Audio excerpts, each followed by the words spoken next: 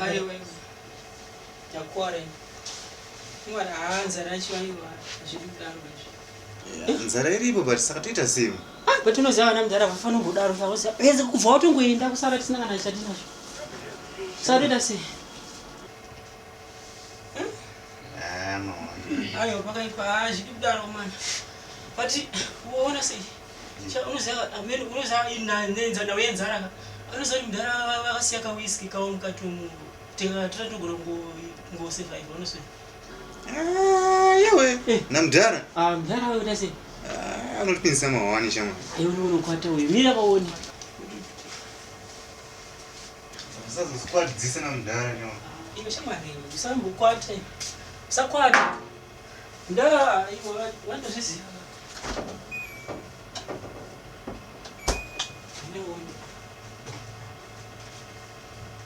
Shamari. Iwe. Usaitwa ngiri unosaka mdhara kana vanoti kadanga but kana vantu sikatatorowa tinete twabhuwa ise. Pera zvivi. Asara kudhara zvivi. But namdhara usazvipinza mahwani chama. Hapana mahwani apa shamari. Tingaita sei isine nzara? Sasa mdhara. Ndio mnalisatombokwati manje kwezvinezvi. Wozomira ndinongokwara nenzara nekuda kuti azoita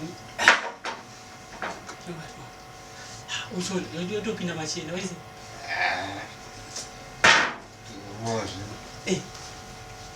Ukunza se? Kanobata. Aribwati. Aiwa. Watosvika tondo. Iyo.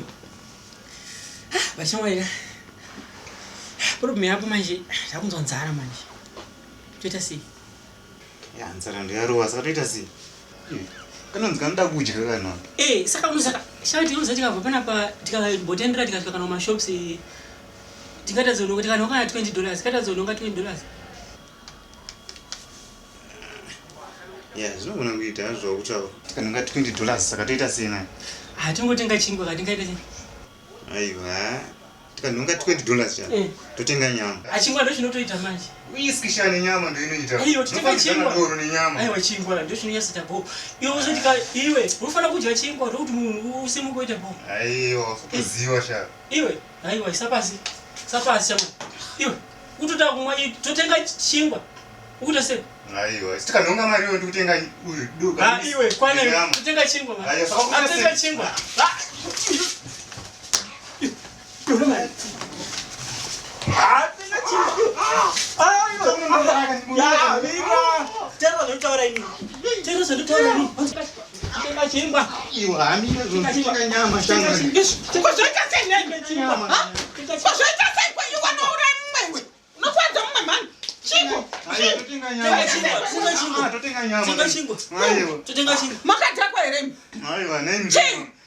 Neni mama. Tikanonga mari tikaenda kushops tikanonga mari. Totenga nyama, iya totenga chingwa. Totenga chingwa. Totenga chingwa. Totenga chingwa. Chingwa chacho Totenga chingwa.